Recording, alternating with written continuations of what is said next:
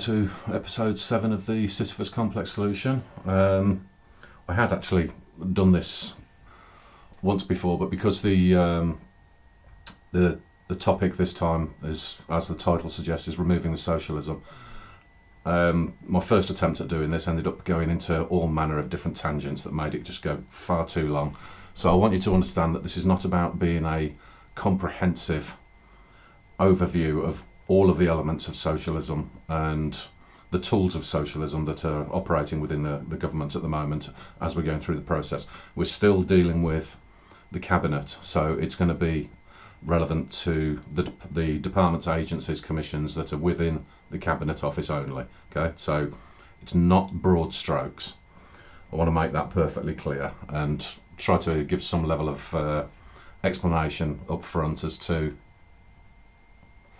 why there might be certain areas that I'm speaking about that don't stretch across the full gamut, essentially, of all of the different areas of socialism creep that are taking place.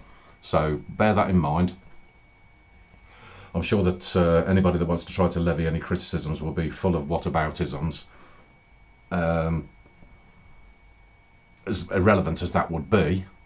In some instances you might find that there are some cases where you say, well, what about this? And you think, well, yes, okay, that does play a part within it, but then there will be an answer in direct relationship to that. So just try to concentrate on what it is that we're doing today, okay?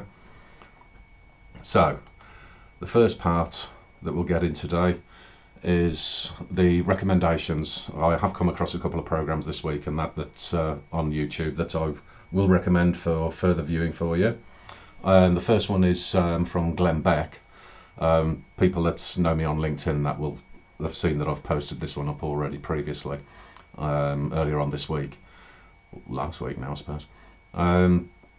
It is titled How Black Lives Matter Hijacked Our Schools. It is an interesting watch and it is relevant to the type of socialism creep that I'll be looking into today.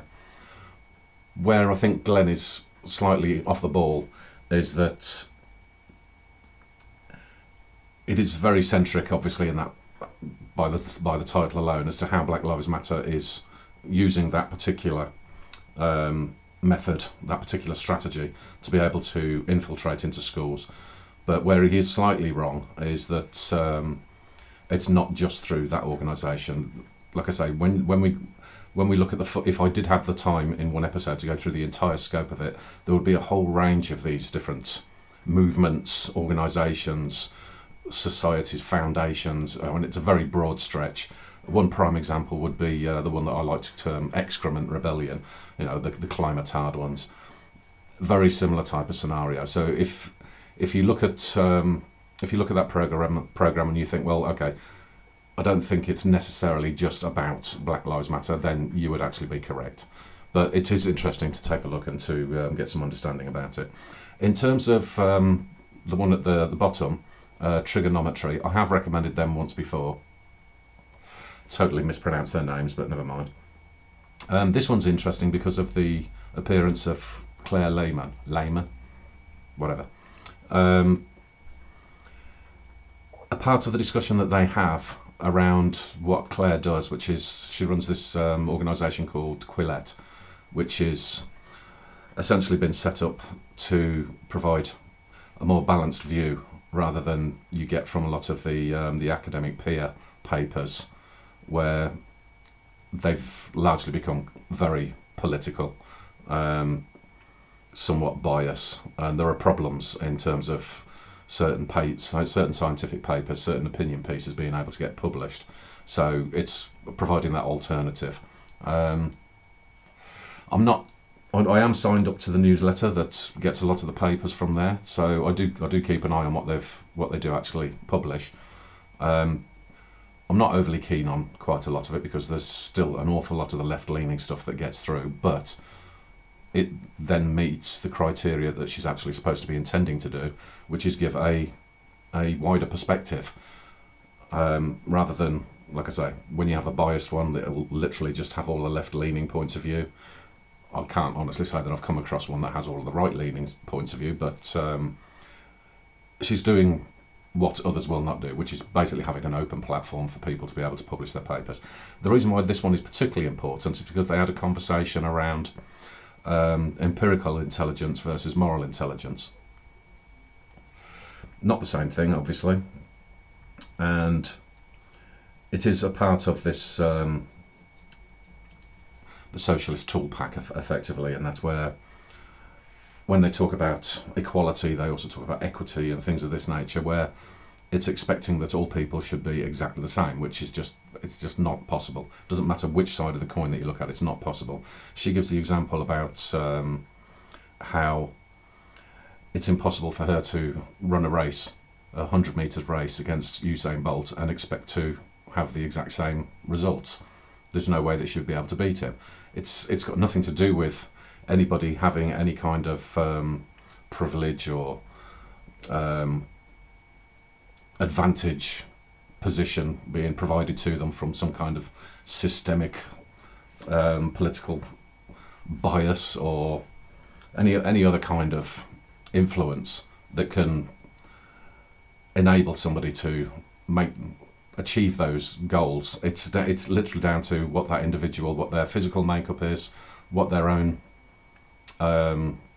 level of, I suppose, ambition, and the strength of how they've actually trained to take on such an endeavour of any description, really.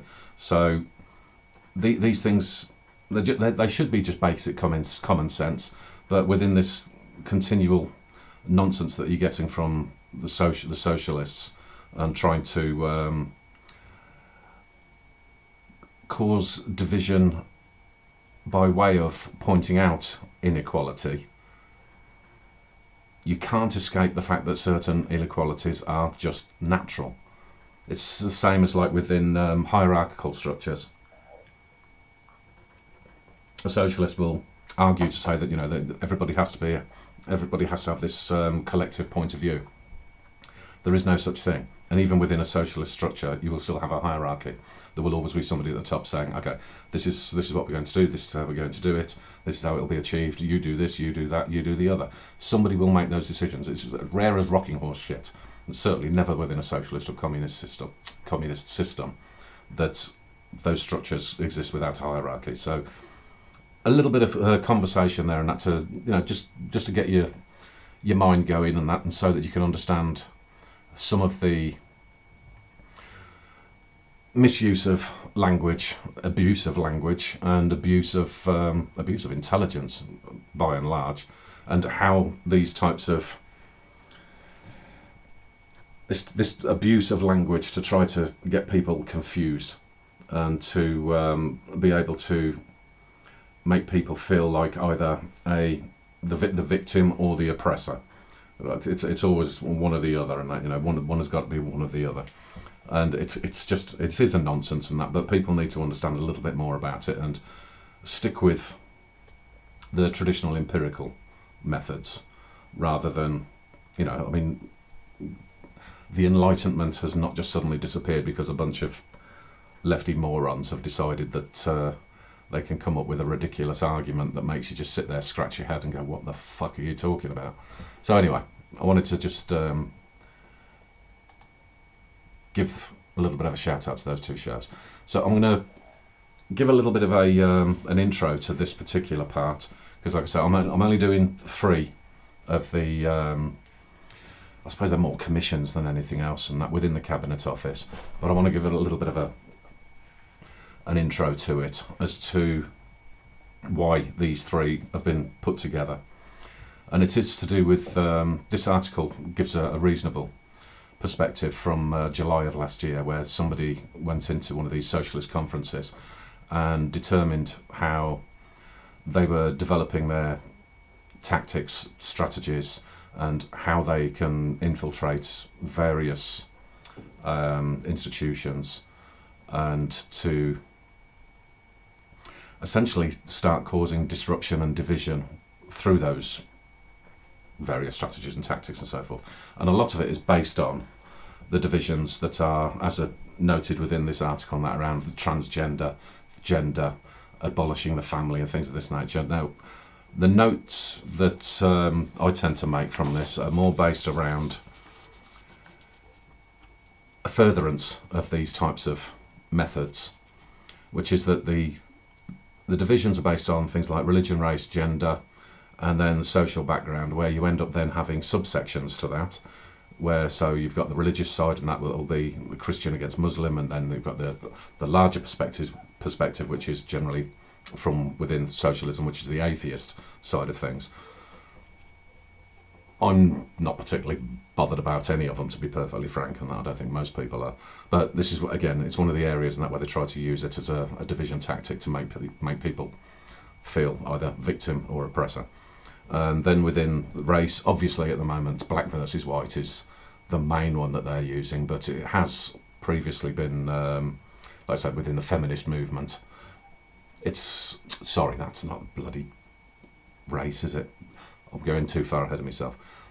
It has included to a certain degree in that against with the Middle East, largely again mixed in with the religion, as in Muslims. But then, the one race that they always seem to be forgetting, and that is the Asians.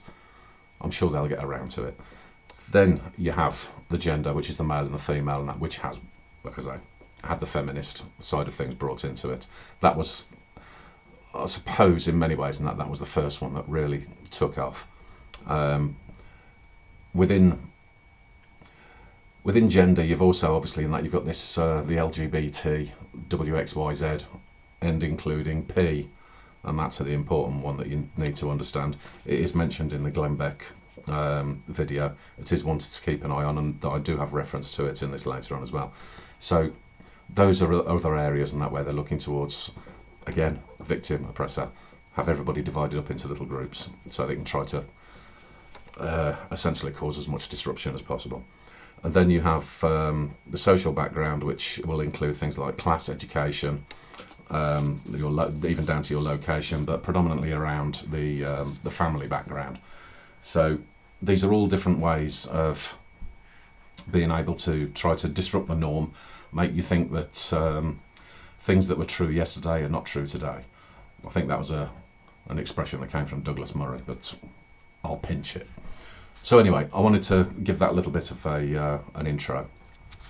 So moving to the first problem area, which is the Equality and Human Rights Commission.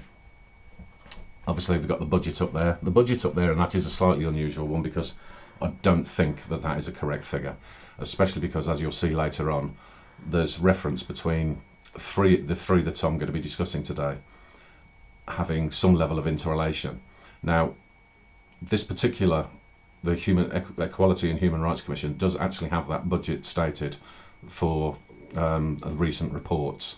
However, the other two don't. So again, it's important to keep an eye on that figure. It will go into the wider plan. If you look back on the other episodes, you'll understand what that means. And the key part that I've brought up in this one is in relation to their own KPIs and what they've determined to describe as outturns, which would normally be called an outcome or something of that nature. But anyway, some of the figures that they've got in there are also slightly wrong because, again, if you remember from previous episodes, I do have the up-to-date figures for what the workforce is. And so, yeah, from the time frame that they're looking at, potentially my figures are more up-to-date than theirs. And it's not a massive difference, so it doesn't matter that much, but it's just something to be aware of. So when you've got a commission that is set up to be responsible for equality in particular, let's go with the equality side of things first. You would expect them to be one of the prime commissions to practice what they preach, and quite plainly that doesn't exist, because if you notice at the top of what they've determined to call outturns, it says that 61% of the workforce are female. That's not representative of the nation, because within the nation, as much as it says down in the lower part that it's the female workforce is 47%, it's actually 48%. Like I say, not a great deal of difference, but difference nonetheless. So why that's a concern is because, as you'll see from the poll result at the bottom, that 55% of women prefer socialism. You can look at that from two different perspectives. The first one is that, thank God, 45% of women have actually got a working brain.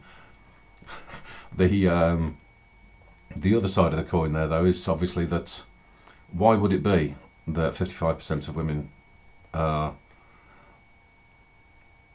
subject to leaning towards socialism, and at least the rhetoric behind it, I think, would probably be more accurate rather than actually being full-on socialist. I don't think that necessarily plays out, and you always have to be a little bit careful with polls.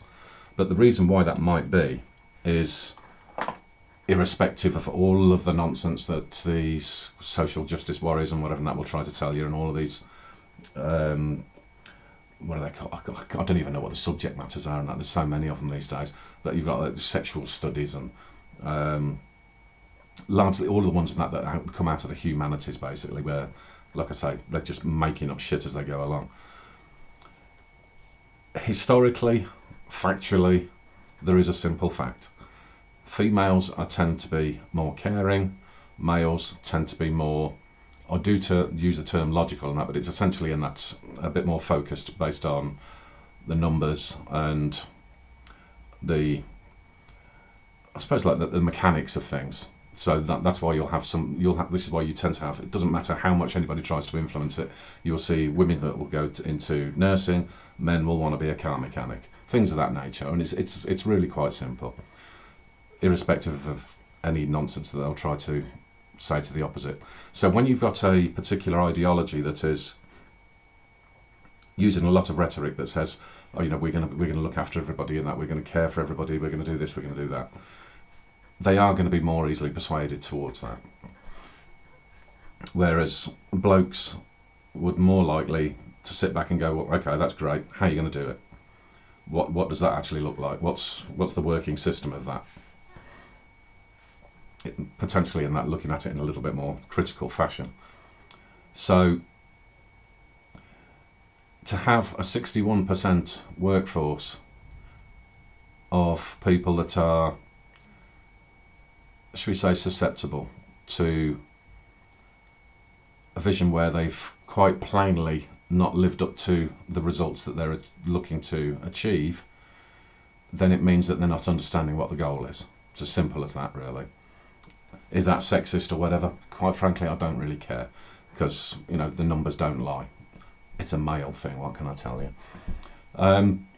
Similarly, though, that you've got the 17% of their workforce that are considered to be disabled. This one ends up being what could be one of these long whatism type of conversations, fairly similar to all of it, as I mentioned right at the beginning. But the problem is with the 17% of disabled is that within the UK, it's 14% of the working population are considered to be disabled. The disabled side of things does end up being, again, a very nuanced situation, because the key comparison that I've got there, really, and that is the number of people that were considered to be disabled when I left the UK in 1991, and then the number of people that are considered to be disabled when I came back in 2007. Very, very, very large difference, and the whole range of new names as to what is supposed to be wrong with somebody now, irrespective of, right from a child onwards. There's all these different disorders that they've apparently got now that then get listed as a disability, and it's totally bizarre. There are areas where you do have to have, obviously,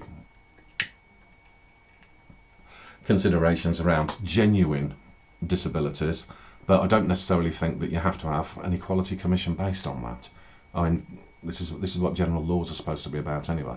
But again, it is pushing a demographic against what they're supposed to be achieving.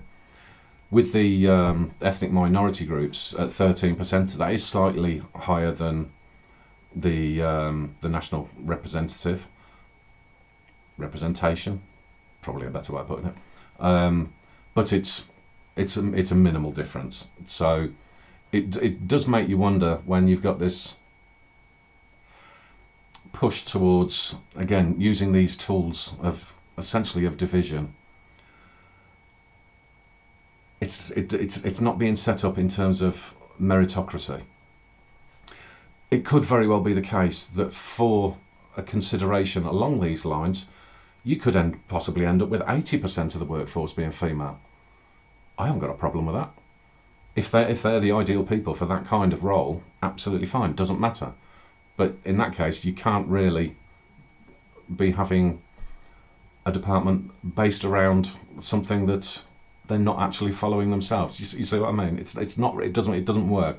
So I have a problem with this type of department, and I don't really think it needs to have a department all of its own anyway. Like I say, once you're looking towards having a system that is put together where everybody's equal under the law, and that you can do things on the basis of merit, and you can make sure that everybody has at least some form of opportunity to be able to better themselves, it is up to them. That's where, if you remember last week, rights versus responsibilities. People need to be able to have some level of access to be able to improve themselves, but at the end of the day, it is up to them. So when it comes down to the systems that you have in place and the oversight of how things are working effectively, if a predominantly female workforce is best suited to that in the same way as it is with nursing, so be it. But it doesn't need to have a standalone thing that can't live up to its own expectations. In terms of the human rights, again, I think that because that has gone too far, where I've given some examples of that last week, and that around how they utilise that to give more rights to the abuser rather than the victim. I'm not going to go down the lines of oppressor. So like last week, I used the example of a terrorist. They will give all this consideration to the rights of the terrorist, none to the people, the families of the people that they've just killed. This type of thing, and that it's skewed it to such a ridiculous degree. I think an awful lot of this stuff around what is qualifies as a human right would need to be looked at very, very closely, because a great deal of it can be covered in law anyway. You don't necessarily have to have something that is then essentially having two combating structures. That's why I think this is largely being used as a tool to be able to attack the legal structures. So for me, this is a bit of a no-no. A particular problem that occurs with this is that the example I've got at the top, it is from 2017, and that's only because there hasn't been a recent Freedom of Information request to get the up-to-date details that I'm aware of anyway. I have had a look, but I can't find it. So we've got 2017. I think it's only got worse since then. When you have the police going around, and whether it's arresting, questioning, just knocking on somebody's door, it's wasting police time in terms of having this set of divisions around, particularly that it's a large one that causes an awful lot of problems in this, and that is around gender, particularly the transgender side of things, where somebody will take offence to something that's been put on Twitter and then call the police. I'm sorry, but that sort of nonsense would be thrown out immediately. It's a total waste of police time, and it's particularly a waste of police time when you look at the bottom part around the number of paedophiles that are being arrested in the UK alone on a day-to-day basis. Monthly basis here. This sort of stuff has to take priority. And when they are making expressions to say that they just don't have the resources to be able to deal with that, then those resources need to be in the place that takes priority. This is much more important than some snowflake getting pissed off because somebody said something they didn't like. What I would think is much more concerning in terms of this type of problem, again, is that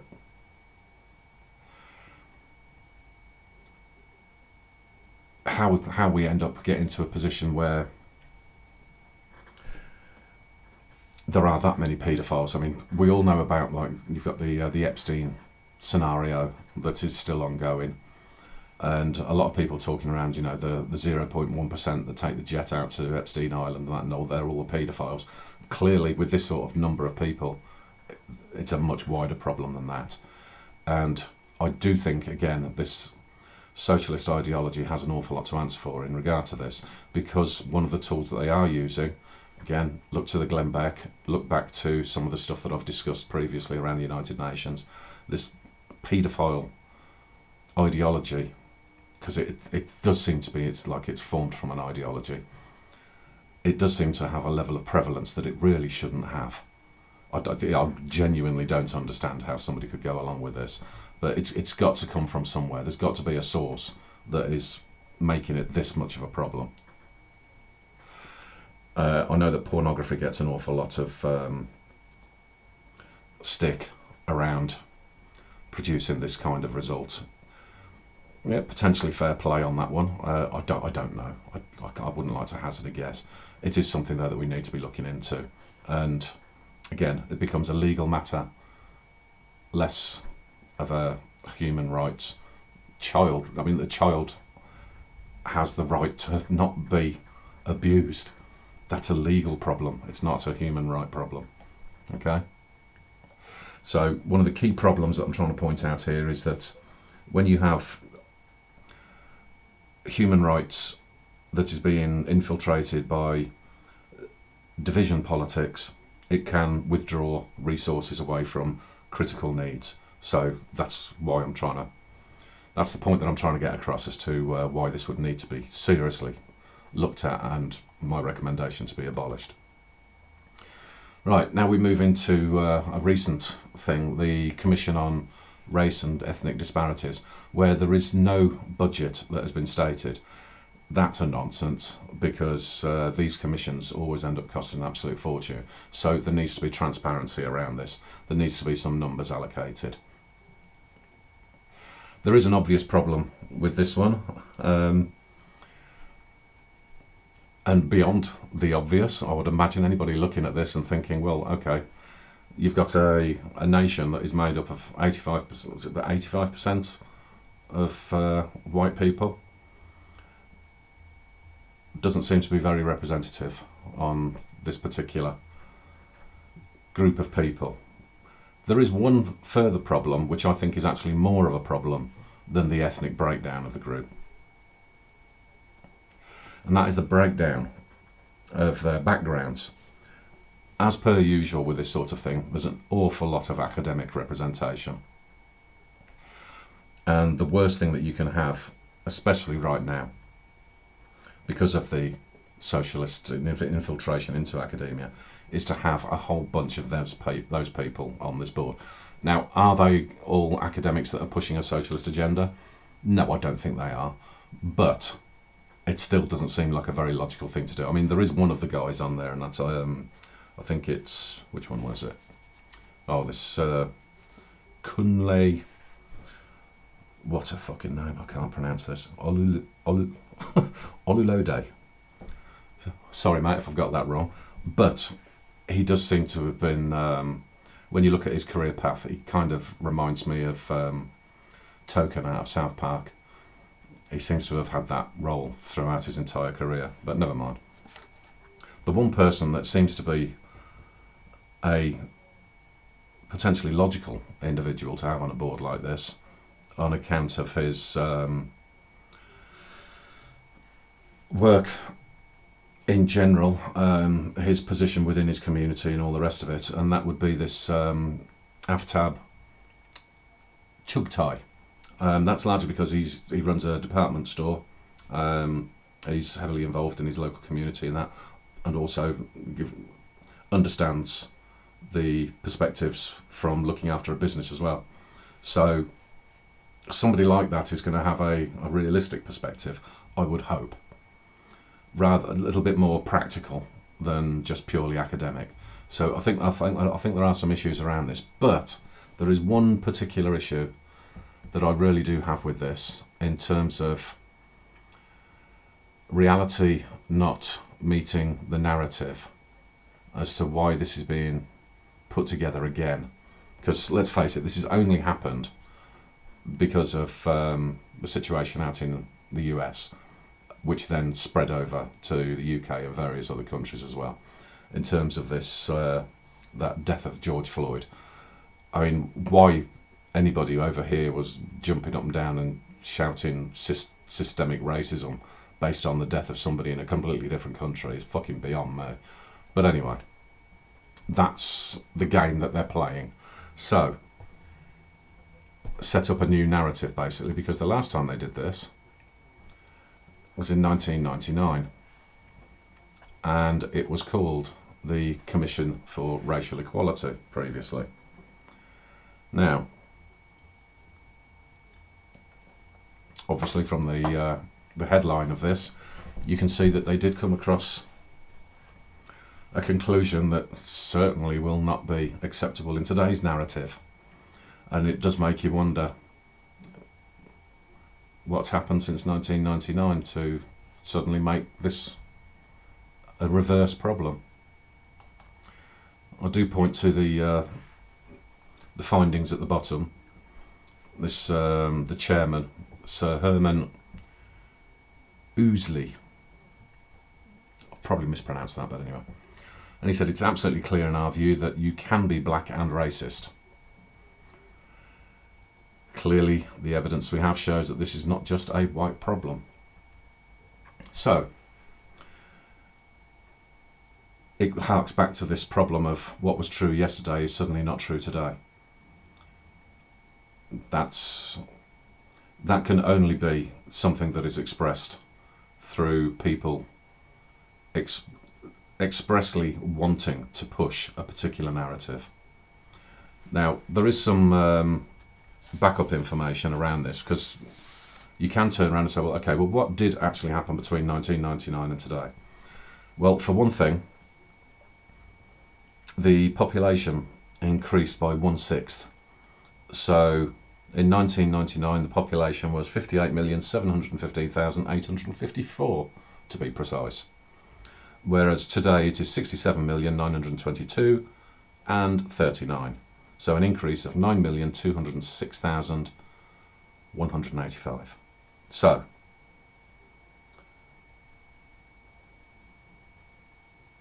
where did that 9 million odd come from? Well, a third of them came from Europe. At least a third of them came from Europe. A great deal of conversation took place, particularly during the Brexit referendum, as to the numbers of people that came in from what was known as the A8, those that had, the countries that had recently joined the European Union. There was 10 nations at the time that joined the European Union in 2004, I believe, but 8 of them in particular that lots of people concentrated on, because they were the Eastern European nations, and only, I think it was only 3 nations within the existing European countries accepted the free movement immediately, and so obviously a whole pile of the workforce, and that was coming into the UK from those countries and into whoever the other 2 were. I can't remember, I didn't make a note of that. Now, like I say, much was made of the numbers that came in from those countries. However, 1/3 of all European economic migrants, essentially, that came into the UK came from those countries. So they weren't making up the vast majority, as was often portrayed as having happened, but the numbers were significant. So I mean, you basically ended up with about 1 million coming in from those 8 countries, and then, like I say, in total around about 3 million coming in from Europe. But then that leaves another 6 million, which it can't be explained through domestic population either. You know, was it the recovery rate? I can't remember what the actual term is now. Essentially, we weren't reproducing our own population to the extent that would explain that additional 6 million. So when you've had that particular period of time between 1999 up to now, where the population has increased pretty significantly, it did cause a problem and it did contribute to the Brexit vote. But it's not a matter of everybody suddenly becoming a racist. I know that obviously you'll have the certain people that will turn around and say, well, from 2010 and that you've had the Conservatives come in, and then you had the Brexit Party and so forth, and that, and it's emboldened the racists. I think that's absolute bullshit, and it certainly wouldn't explain the kind of narrative that is being attempted to be pushed at the moment. And I think it stands the same in most other countries as well. You will always get some racists, but you will get them across the board. And you also have to remember things as well, like how certain other nations have a dislike for others. I mean, as one example, so it doesn't have to turn around and end up being an accusation towards all of the nations that everybody would expect me to be trying to bring up.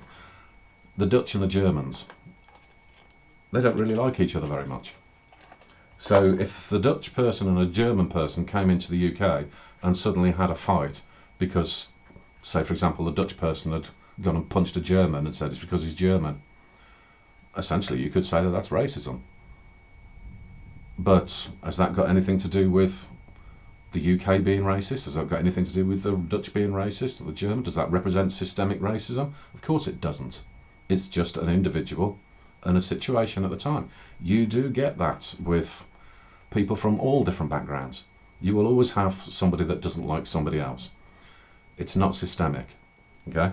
So because we had this result in 1999, the clearest indication that this shows to me is that this is dismissing that which was true yesterday and trying to create a new narrative today, because it is part of this division socialist agenda.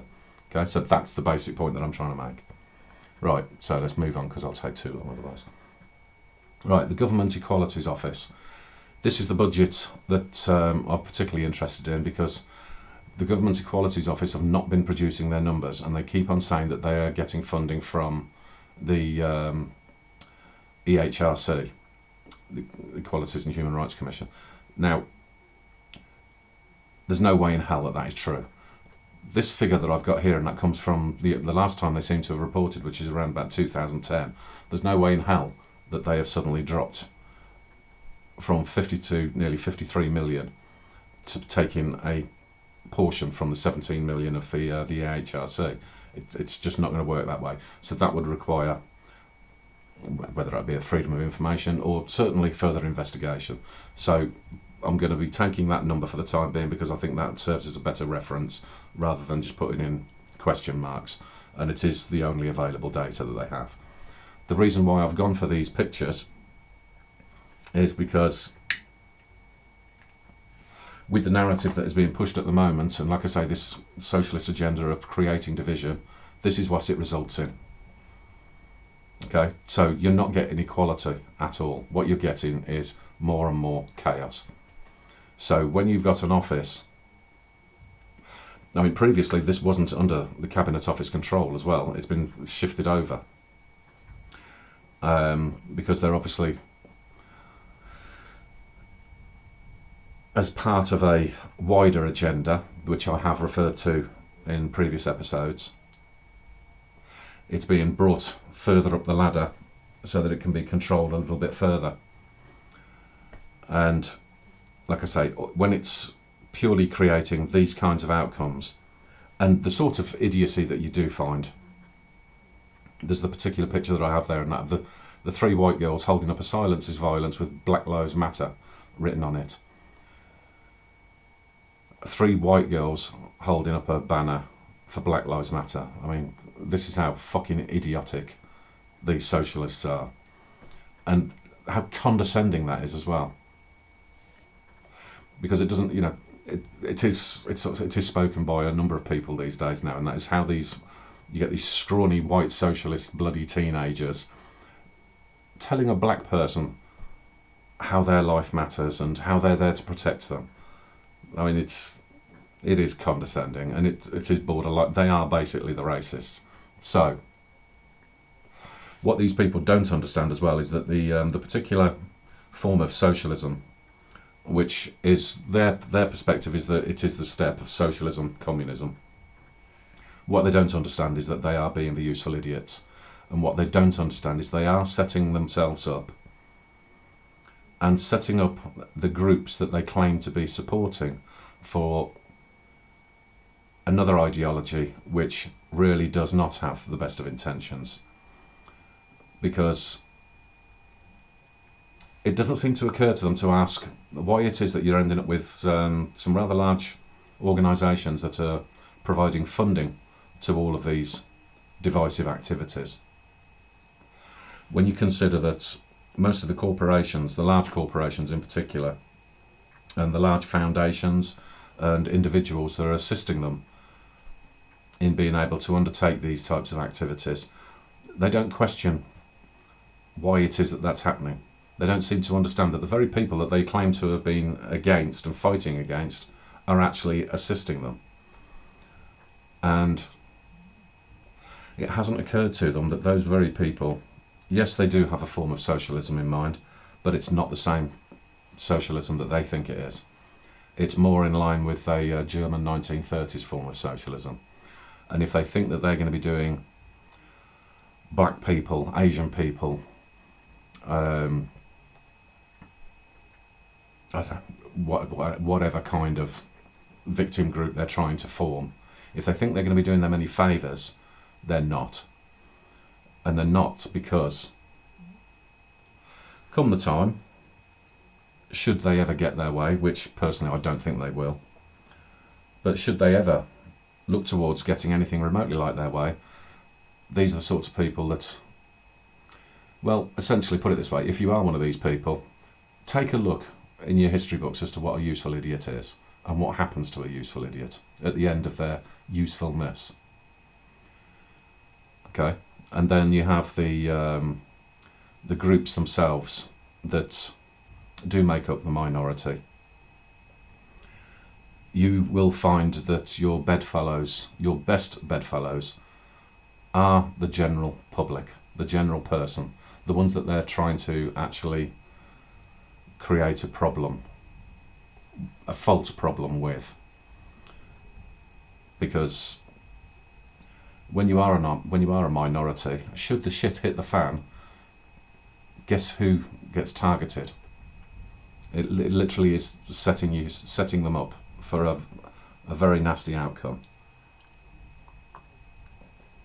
And the hope there is that first and foremost that we do end up putting an end to all of this nonsense, and the second thing is that the larger percentage of the population don't get taken in by this nonsense, because nobody wants to see those kinds of outcomes ever again. Okay, that's why I put up this picture, or this series of pictures, because this is the kind of outcome that this is what they're looking to achieve. They want this level of disruption, they want this level of harm to literally everybody in order to be able to cause one great big surge of outrage. Then it's easier for these people to be able to step in. You have to be very, very careful of this sort of stuff, and that's why I don't think these types of offices, and allowing these types of socialist tools, they should not be allowed within a government. The government should understand their history, they should understand what these types of things are intended to achieve, and they should recognise that and remove it. Don't allow this type of rhetoric and these types of strategies and tactics to have the type of role where that becomes the systemic problem, and then the government itself becomes the systemic problem. That would be the only time where you'd have justification in saying that something is systemic. Okay, so as far as I'm concerned, within these commissions and offices, within the Cabinet Office, in terms of the process that we're taking forward at the moment, I would remove these things. Okay, so this is an overview of how far we've got in the process at the moment in terms of the Cabinet Office. Just shy of halfway through at the moment. Like I said, as I said last week, I can't do everything all in one episode. take too long. The total amount of money that can be identified within these departments has now got exceeded 1 billion. So if you remember from the budgets that I've shown you previously, we were looking at the time frame where we're looking at a budget of around about 92 billion. Obviously there's the massive amount that has not been accounted for in terms of this Ponzi China virus that's going to go on top of that as well, which worked out at, if I remember correctly, about 1.5 times the actual total budget. So we're already in shit order as it is. So hence why we need to be looking towards how these things need to be structured and what becomes affordable and all the rest of it. So because we've only done a small portion of the Cabinet Office so far, as in just shy of halfway, and we've only done the Attorney General's Office, we're already looking towards a fairly substantial amount of money. Because when we think, as I'm continuing to go through these different departments and different agencies, we've yet to come across some of the really big guns like the welfare departments, the NHS, the self-defence forces. When you've got this level of budget being spent on these small, what could be considered relatively insignificant agencies and offices, then it does call into question as to how they've put together their budgets. And we might find at the end, once we total everything up, that these figures are just not matching whatsoever. So again, it leads towards the policies around transparency and a greater accountability for how our money is being spent. And again, like I say, when I'm running through this process, take a look in your own country as well, because I know that there's people from various countries watching this. Have a look at your own countries. What does your government look like? Okay, so let's move that one forward again. I've not done the slow run out of each policy suggestion one by one this time. I'll save time, because the only one that I've put at the bottom is abolish those three, the 2 commissions and the 1 office. Abolish them. There are going to be elements within there that can be transferable into, like I said, within the legal departments and welfare departments, for example. I don't think these need to exist, and we can end up saving ourselves some money. And as you can tell from the top, if I cumulative the amount of money that's through these suggestions, the amount of money that we would have saved so far, we've gone to 4 billion 150 million, kind of terrible reading figures, isn't it? 4,150,517,700 pounds. That's what we would save based on these recommendations so far. Okay, so let's go into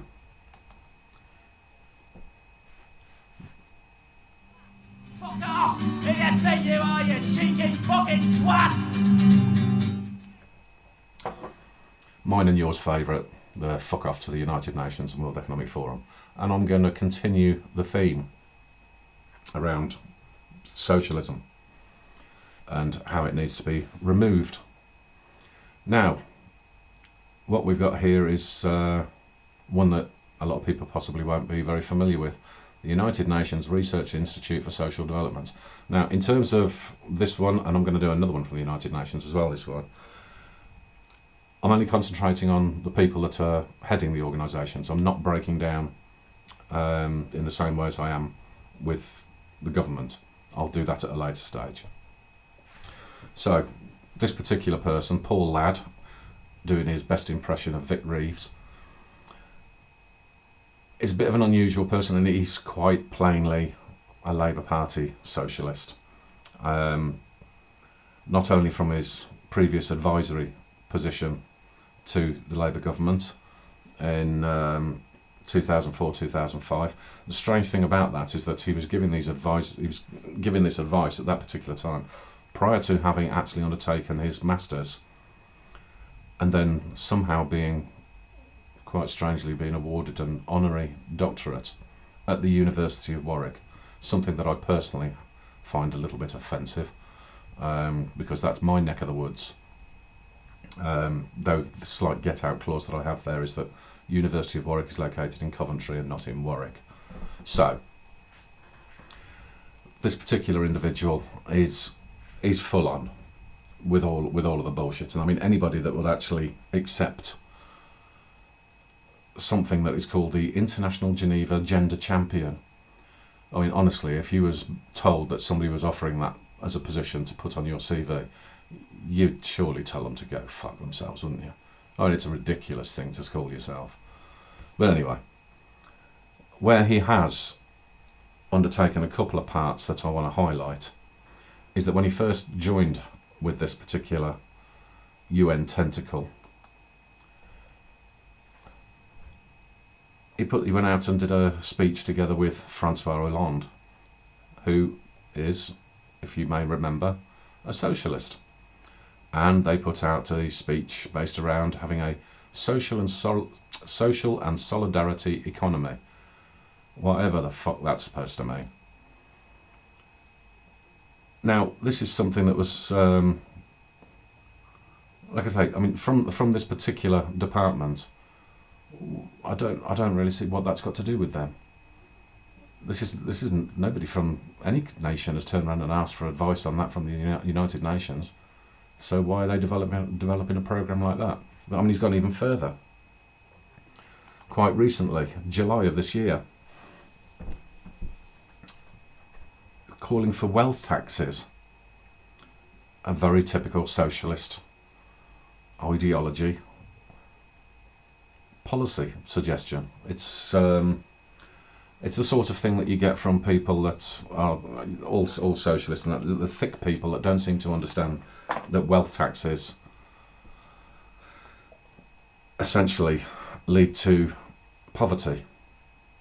If you've had the ambition to be able to create wealth, what you do with that wealth is that you, by and large, tend to distribute it through creating further wealth, which means that you're creating more and more jobs for people, which allows them to have a living, which allows them to look towards being more ambitious, etc., etc. If you take that away from them, that means that there's less jobs that they're going to be creating for other people. If that's what you're doing, you're essentially removing future revenue streams. This is why every single time, and I mean, it's not an unlimited perspective, this, by any stretch of the means, but when you have policies of reducing taxation, not down to ridiculous levels, obviously, but when you reduce taxation from idiotic levels, say like recently, or fairly recently, within the UK, and that when they dropped from, what was it, from 25% to 20% of standard income tax, the amount of revenue that they generated, it was dropping the corporation tax from 25 to 20, and they also dropped income tax. They ended up generating more revenue than they'd been receiving previously with a higher rate of tax. That might seem illogical, but that's the whole point that this type of policy doesn't understand, because when you have the wealth to be able to create more wealth, it distributes that wealth within the job market, you get it back in more revenue. If you're not able to utilise that wealth efficiently in the open market, and it's just going into the government coffers, that's a one-time amount that you're getting, rather than that being able to generate more money. The private side can generate money, public side can't. But the bigger problem there is, again, who asked the United Nations to do something like this? Since when is that their responsibility? And yeah, when you have idiots like this, I mean, the best thing that he could do is go and find himself a Bob Mortimer and fuck off and go and do a comedian act somewhere else. Absolute waste of space. Fortunately, I don't think that the UK is actually contributing to that particular one. That's generally the Europeans that are putting money into that, so you people might want to pay a bit of attention to that. Right, this next one, the UN Women. So again, it is this identity politics, one of the socialist tools to be able to create further division. And it's especially because it's the entity for gender equality. I mean, oh, fuck off. Now, the reason why this woman is a problem is because I did have a bit of an argument with somebody down the pub last week where I'd made it known that I'm not overly keen on socialists, and noticed a reappearance this week. I thought it was appropriate to wear enjoying my socialist distancing t-shirt. It's the second appearance, so I thought it was appropriate. But I'd had this argument and that where I'd pointed out that Black Lives Matter are basically communists. Well, not basically communists, they are communists, even by their own admission. To which this fella did the atypical socialist whataboutism type of thing and said, well, which African nation is communist? Again, totally irrelevant to the point, but as soon as he wanted to bring it up, I thought, okay, fuck you. South Africa. South Africa is a communist nation. Off he goes into dreamland of, no, they're not, blah, blah. They are. It's as simple as that. This woman has a background with the ANC. Highlight that there. So, there's an awful lot of her background and that from when before she was 25 years old. I think it will take a deeper dive, but there's certain activities that she would have been involved with, I'm pretty sure, because she wouldn't got to the level of position that she did without having some of this involvement, that is not being disclosed fully. Do I have a particular problem with this woman? Not as much as the last knobhead.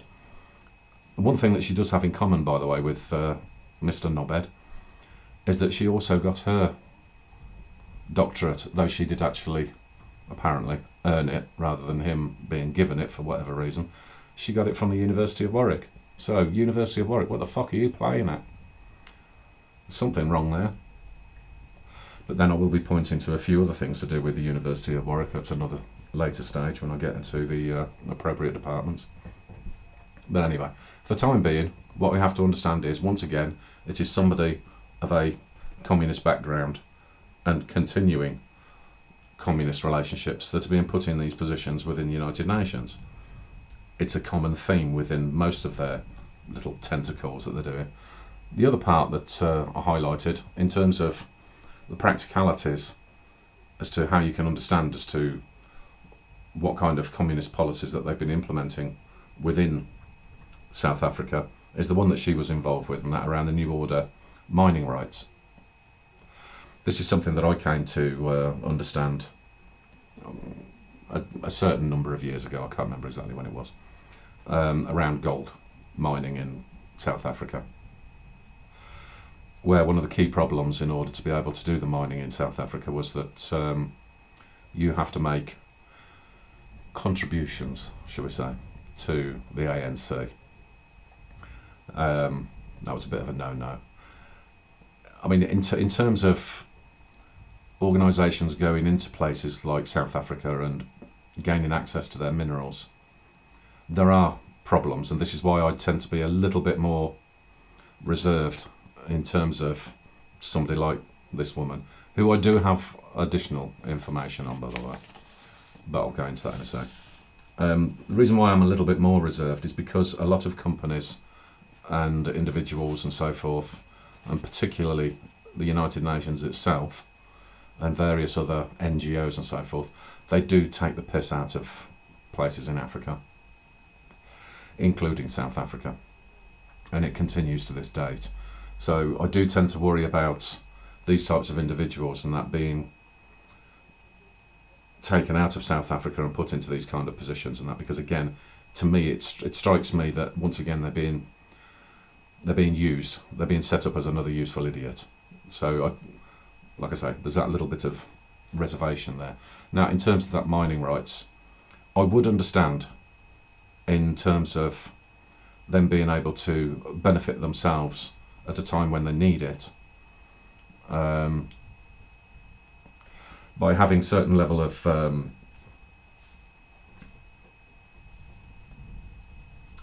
fees and so forth, and that in return for access rights, and something that is a tangible benefit, not only to the government system and the development of a good working and functioning government system in South Africa, but also to the population at large. So I mean, I do understand that from that perspective. I just didn't really fancy the idea of handing over contributions to crooked communists. So that type of thing, and that I had a bit of a problem with.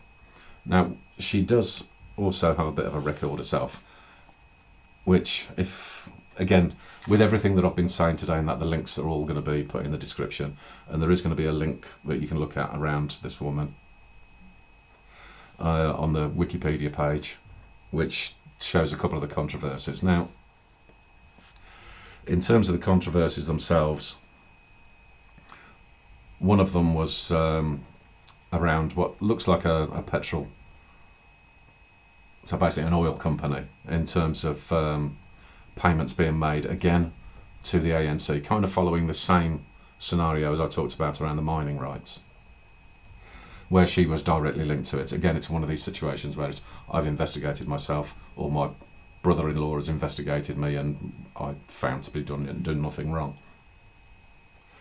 So, yeah.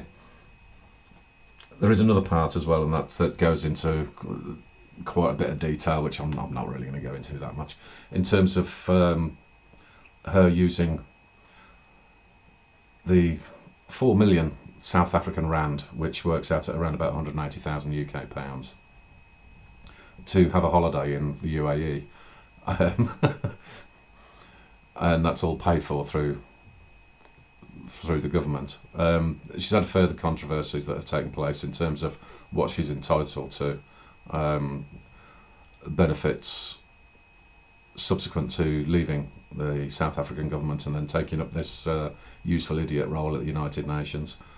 But I mean, in the greater scheme of things, I mean, a lot of the stuff that we see that politicians get up to, for somebody to have a holiday worth 180 grand, in the larger scheme of things, and is that something that is that a kind of a hanging offence that I would levy towards her? Probably not. But it gives you a kind of an idea as to what these types of things these people do. Now, where I do also have a particular problem when it comes down to what's happening in South Africa at the moment, for those people that are not aware, there are conversations that they're alluding to in this particular part around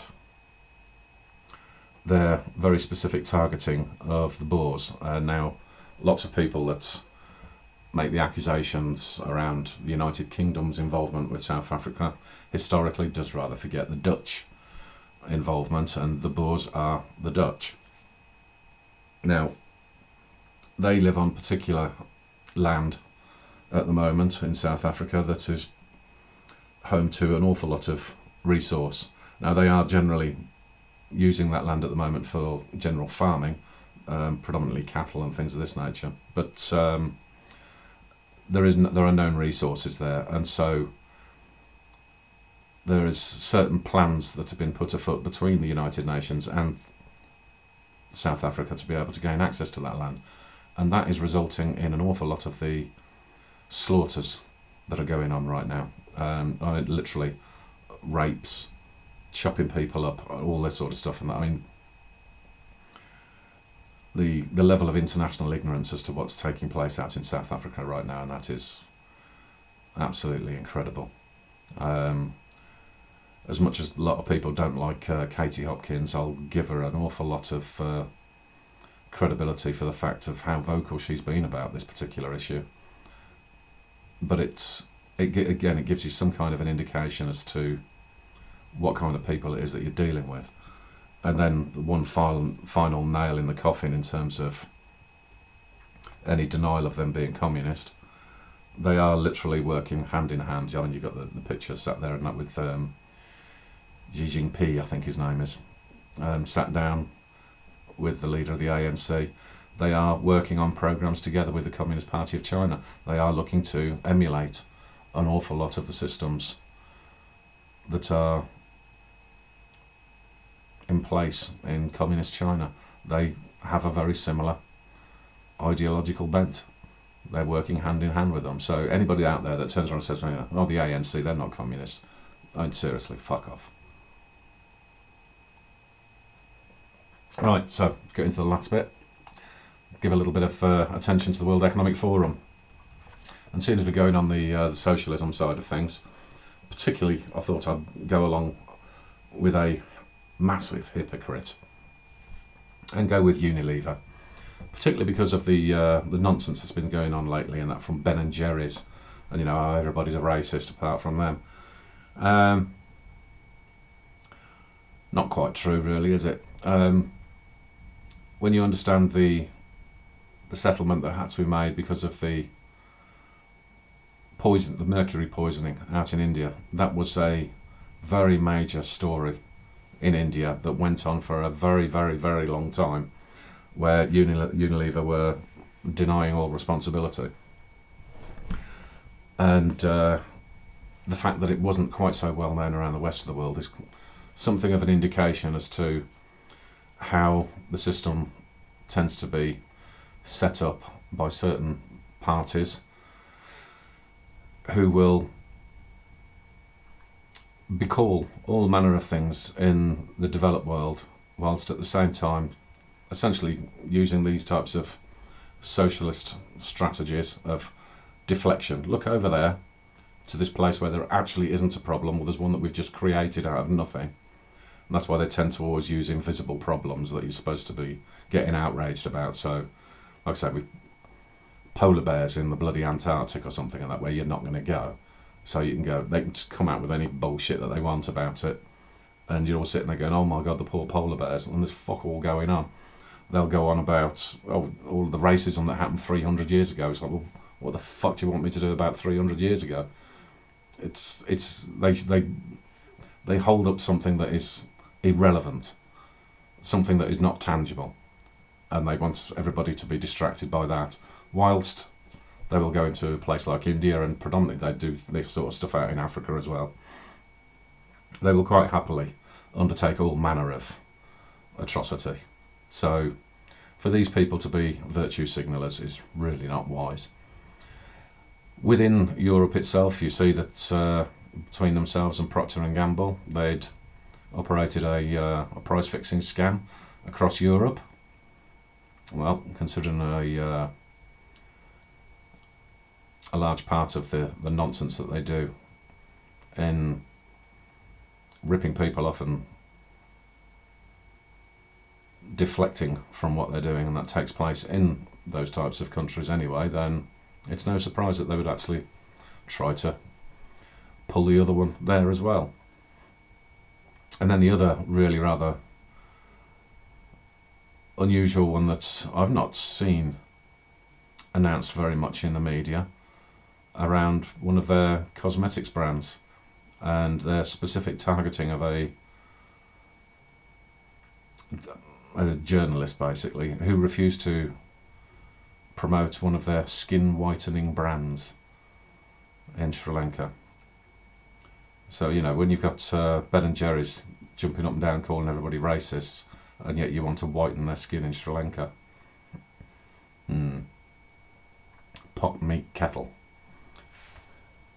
So I thought I'd shine a little light again on the type of people that are the United Nations and the World Economic Forum that are hand in hand trying to push this Agenda 2030 and what is now this Great Reset, which I do often refer to, and I always have within the link, so you can check it out.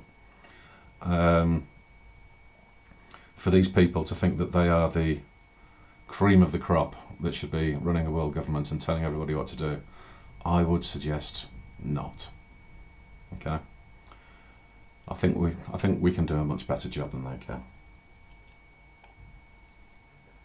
So that pretty much brings it to an end, and when I check the video afterwards, hopefully I've done it better than I did the first time I tried. But anyway, like I say, as per usual, have a think about some of the things that have been said. Have a think about some of the agencies, again, in particular the ones that I'm recommending to be taken out of the Cabinet Office, how that might be organised effectively subsequently what the solution to that would be. Like I say, from my perspective, I would like to see that taken into the legal departments, welfare departments, things of this nature, health departments as well, and that for the disability side of things. And so creating a solution that people can actually understand as to why it is that the recommendations are being made, and how we can actually come towards making a system that is more logical, certainly avoiding all of the strategies and tactics of this socialist agenda, which is literally going to be doing far more harm than good. As much as they'll pile as much rhetoric as they want to, it is historical fact. These people they destroy everything. They literally kill people. We don't want it, and we need to be understanding how far rooted they are within the system in order for us to be able to remove it. Okay, it's a particular boil that needs lancing. So, any suggestions that you got, any comments that you want to make, keep in mind, if you're new to the channel, if you're thinking, well, okay, well, why didn't I talk about this and why didn't I talk about that? Check some of the older ones to see how far along the process I've come. Understand that I'm only a very, very, very small way through this. There's an awful lot more to come before I get across the entirety of what government looks like and what kind of solutions it is that we can all ideally come to have some level of recommendation for. Okay, so as per usual, ending will be the Moirai directory. Stands as per usual. Anybody who wants their business listed, providing that you don't fall foul of the key criteria, you don't stick up some Black Lives Matter or any other socialist agenda propaganda to say, oh, we support this and rubbish and we support that rubbish. As long as you don't become an SJW wanker, then well, I'm happy to stick it in there. That aside, I think it's all pretty self-explanatory, and I'll move into the other departments within the Cabinet Office next week and take things a little bit further forward. All right, cheers, see you later, bye-bye.